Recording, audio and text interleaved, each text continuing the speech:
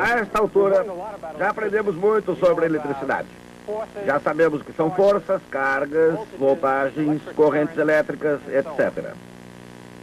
A questão que surge agora é a seguinte: o que significa tudo isso? O que existe de realmente importante em toda essa história? Deixe-me explicar melhor o que quero dizer. Lembrem-se da máquina gigantesca de Van Manen, aquela desenvolvida em fins do século XVIII. Ela podia gerar uma voltagem de 100 mil volts.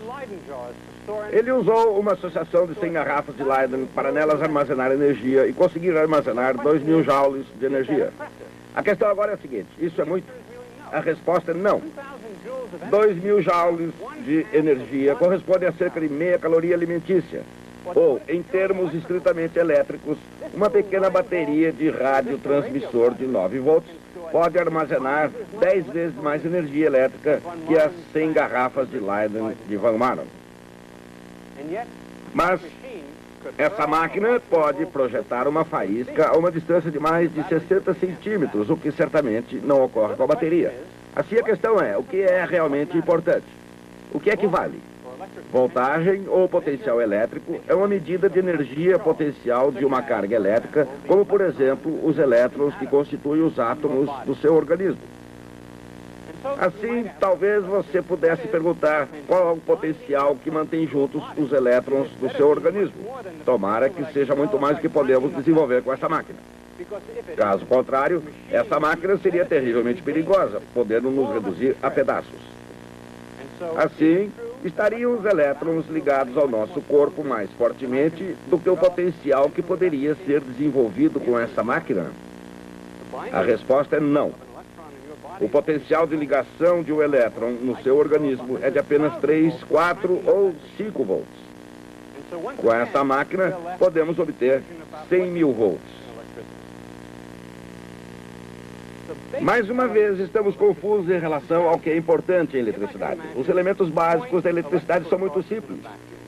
Se pudermos imaginar cargas elétricas multiformes no vácuo, teremos então cargas positivas e cargas negativas se atraindo ou se repelindo mutuamente com uma força que varia inversamente com um quadrado da distância entre elas. Na verdade, isso é tudo. Mesmo assim, foram necessários milhares de anos para chegarmos a essa conclusão. Mesmo hoje, quando já compreendemos bem o assunto, ele ainda é confuso e difícil de se aprender. Por que é que isso é assim? Isso acontece porque esses elementos da eletricidade, cargas multiformes no vácuo, jamais existiram no mundo real. A eletricidade existe sempre na matéria e, portanto, a fim de compreender a eletricidade, devemos primeiro entender a matéria. Mas a matéria tem uma natureza essencialmente elétrica. Assim, a fim de compreendermos a matéria, devemos compreender primeiro a eletricidade. Esse é exatamente o X do problema que pretendemos discutir hoje.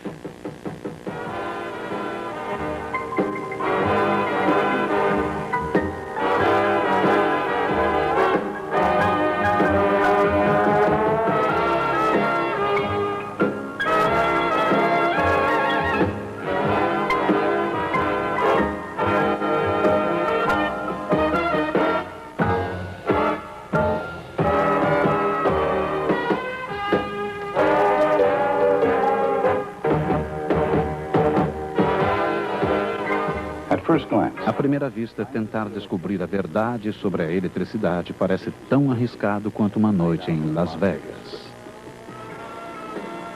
A eletricidade possui numerosas entidades: carga, potencial e campo, para citar só algumas. E com toda essa fantástica variedade, é difícil saber qual a mais importante. O que é preciso é uma maneira de explicar como tudo se encaixa. Uma maneira de se utilizar o bom senso e a clareza. Precisamos formular algumas regras básicas que expliquem as causas que geram os efeitos elétricos. O que é preciso é uma mudança de cenário.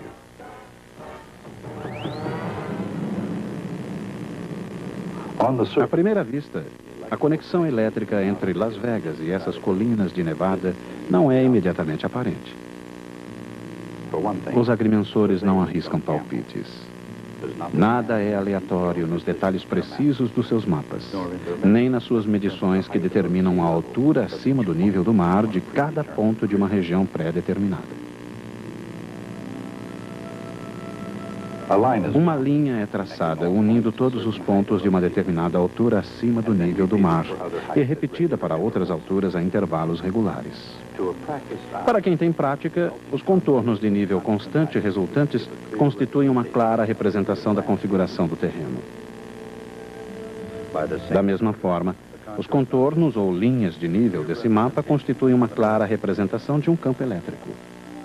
Essas são as curvas de nível de potenciais elétricos constantes. E representam também um terreno com seus altos e baixos.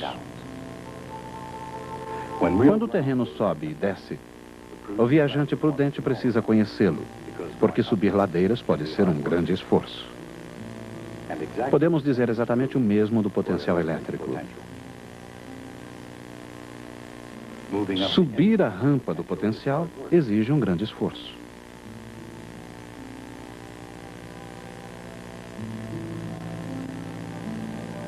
E quanto mais íngreme, mais difícil a subida.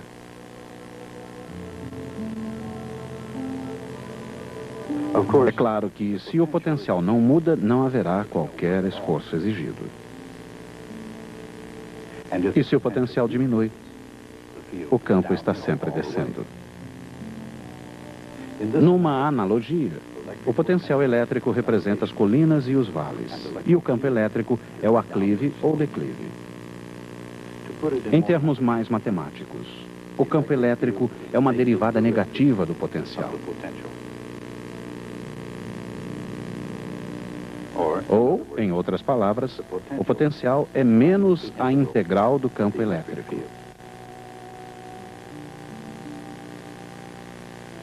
O campo elétrico de uma carga pontiforme isolada é proporcional a 1 sobre R ao quadrado.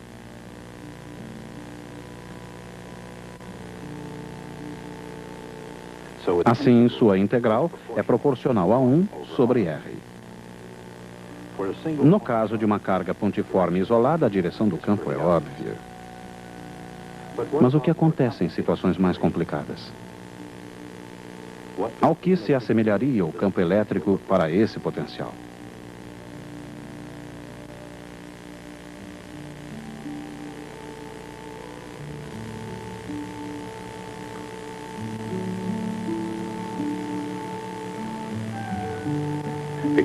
Como não é necessário qualquer trabalho para impelir uma carga ao longo de uma curva de potencial constante,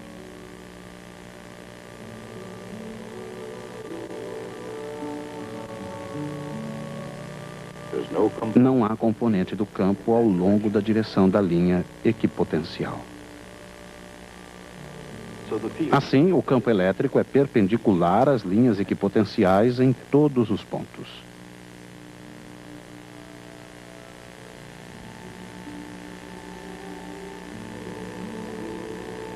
É assim que ele assume sua forma familiar.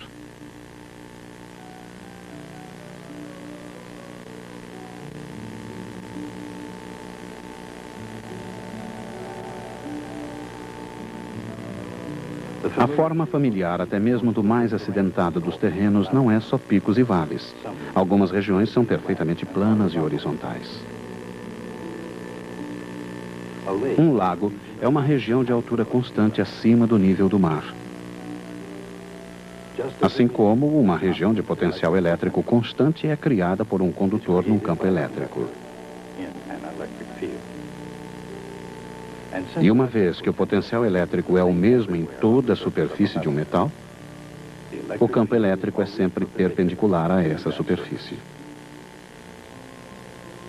Nas montanhas, é difícil encontrar muita coisa perpendicular a qualquer coisa. Mas na cidade isso é fácil. Aqui é fácil encontrar a eletricidade em ação. Embora essa proliferação de luzes e cores talvez não seja o que os pioneiros da eletricidade tinham em mente, foram eles que criaram as suas bases.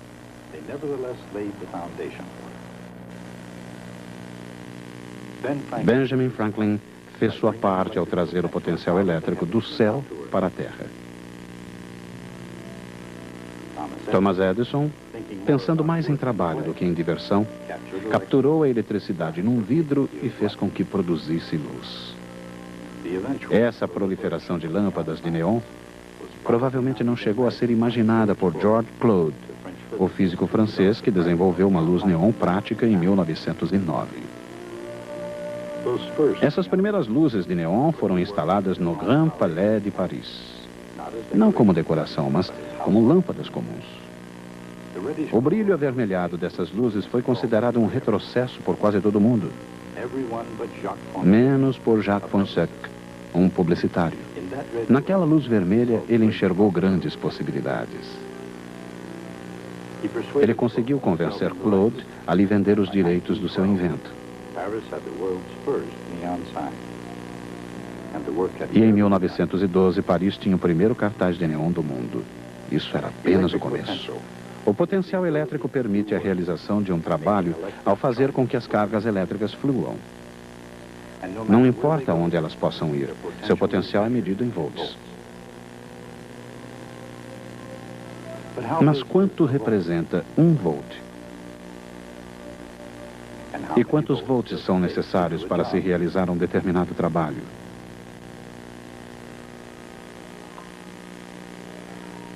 Uma pilha de lanterna tem 1,5 volt.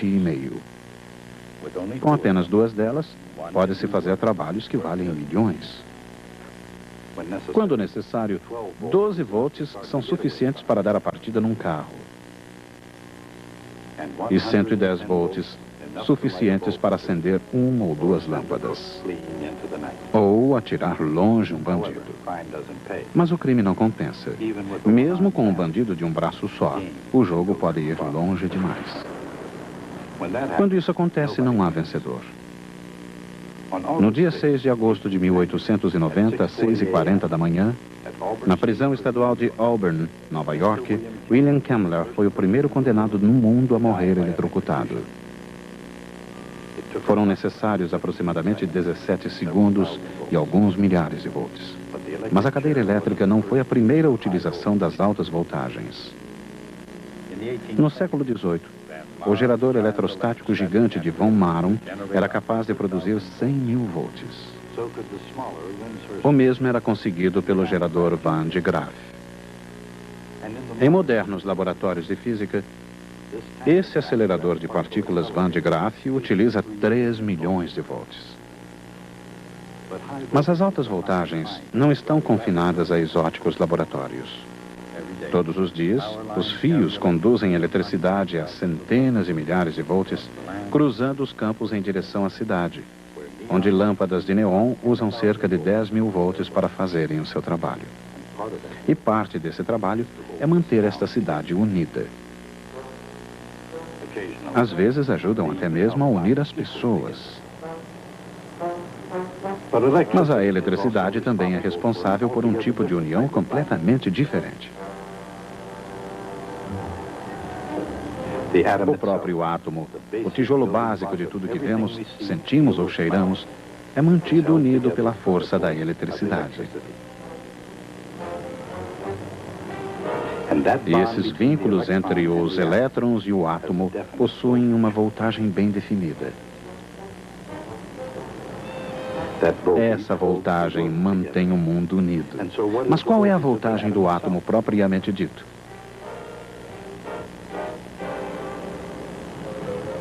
Em cada átomo, a força elétrica une elétrons com carga negativa a um núcleo positivo. O núcleo é tão pequeno que pode ser confundido com uma carga positiva pontiforme, muito embora consista realmente de nêutrons de carga neutra e prótons de carga positiva. Cada elétron tem exatamente a carga negativa necessária para contrabalançar a carga positiva de um próton. O resultado pode ser um átomo perfeitamente neutro. Essa imagem, ou qualquer imagem de um átomo, é apenas um modelo. Mas como um modelo, é um guia para os fatos. E um desses fatos, de grande importância, é que a distância do núcleo ao elétron mais afastado de qualquer átomo corresponde sempre a 1 angstrom, o equivalente a 100 milionésimos de centímetros. Do ponto de vista desse elétron mais afastado, os outros elétrons virtualmente contrabalançam a carga elétrica de todos os prótons no núcleo, com exceção de um só. Assim, o elétron mais afastado percebe de forma sensível o campo elétrico e o potencial elétrico decorrente de um só próton, a uma distância de cerca de 1 angstrom. Seu potencial elétrico é de apenas alguns volts.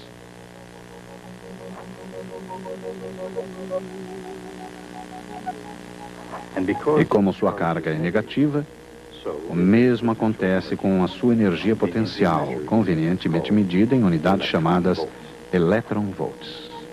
Esses poucos electronvolts, menos uma pequena quantidade de energia cinética, é o que precisa ser vencido para separar um elétron de um átomo. Mais ou menos o mesmo é necessário para remover um elétron de uma molécula ou de um pedaço de metal sólido. Muito menos é necessário para arrancar dólares dos turistas de Las Vegas.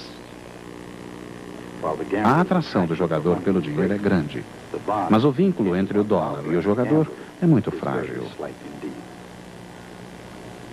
Alguns dos outros laços aqui estabelecidos, no entanto, são de natureza mais duradoura. Pelo menos em alguns casos, eles são muito fortes. Mas quando alguns volts unem um elétron a um átomo, qual a intensidade desse vínculo?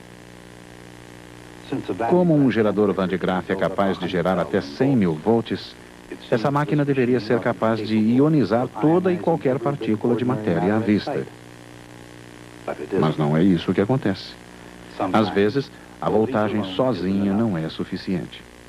De fato, se um átomo e um Van Graaff disputam um cabo de guerra por um elétron, o átomo é sempre o vencedor, pois o cabo de guerra é uma questão de força, não de voltagem. Em outras palavras, o que importa é a derivada da energia potencial, e não apenas o valor da energia potencial. Aqui temos a cúpula de um Van Graaff e um átomo. Os dois disputam um elétron que pode estar ligado ao Van de Graaff por dezenas de milhares de volts.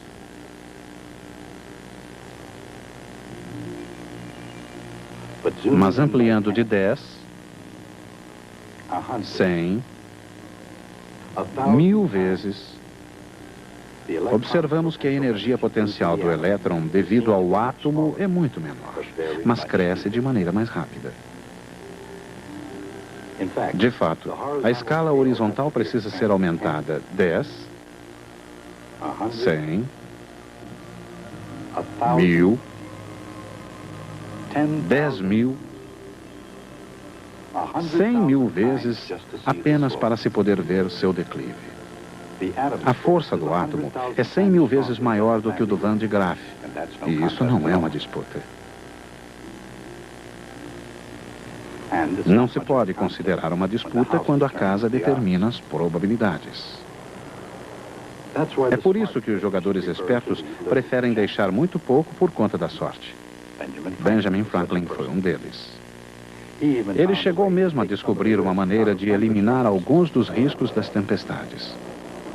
De fato, sua invenção do para-raio salvou igrejas, celeiros e casas de completas destruições. De onde vem a luz do raio? Como acontece com qualquer faísca, as moléculas de ar são ionizadas temporariamente, deixando um gás de íons moleculares positivos e elétrons negativos, chamado plasma. Muito rapidamente, a força elétrica entre íons e elétrons faz com que se recombinem em matéria neutra, deixando escapar o excesso de energia na forma de luz. Mas o raio pode ser domado. Num tubo de neon, por exemplo, o mesmo processo pode ser atenuado para produzir uma luz contínua. Mas o campo elétrico numa lâmpada de neon, ou numa máquina Van de Graaff, ou até mesmo numa nuvem de tempestade, não é capaz de ionizar a matéria. Como então é capaz de fazer as faíscas voarem? A resposta é que elas realmente ionizam o ar, mas não diretamente num cabo de guerra.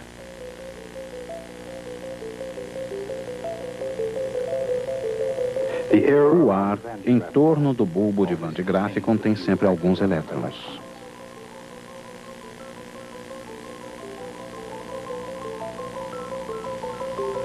O campo elétrico do Van de Graaff acelera um desses elétrons até que ele colida com outra molécula.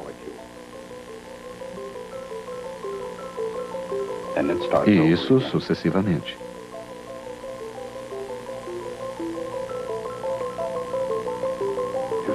Se a distância entre átomos for suficientemente grande e o campo for bastante intenso, o elétron pode acumular suficiente energia cinética para afetar outro elétron ao atingi-lo.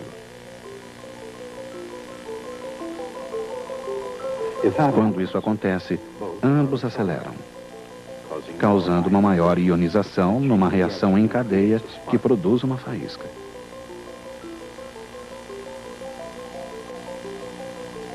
Assim, uma máquina Van de Graaff ou um letreiro de neon ioniza o ar não pela simples força elétrica, mas por meio de colisões. Embora isso não seja exatamente uma fraude, não deixa de ser um truque. Mas o mundo está cheio de truques. Truques cientificamente elaborados para ionizar os talões de cheques dos turistas.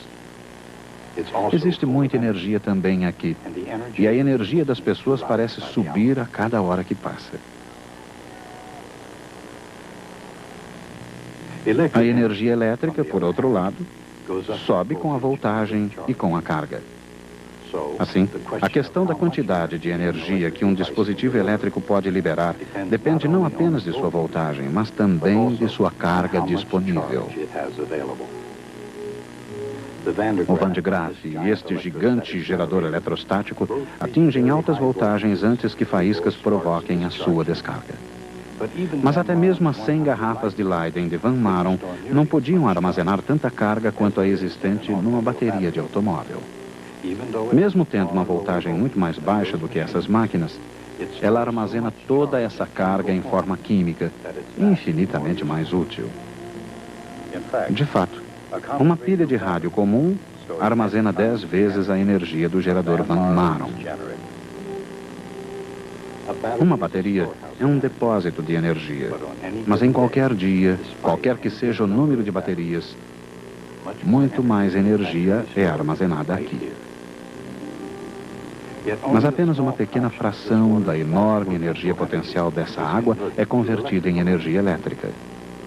Essa energia viaja através do deserto até a cidade, onde cintila durante a noite em todas as cores, formas e tamanhos. Mas por trás da fachada brilhante, carga e campo, energia, voltagem e força são a essência da eletricidade. E essa mesma essência mantém o universo unido.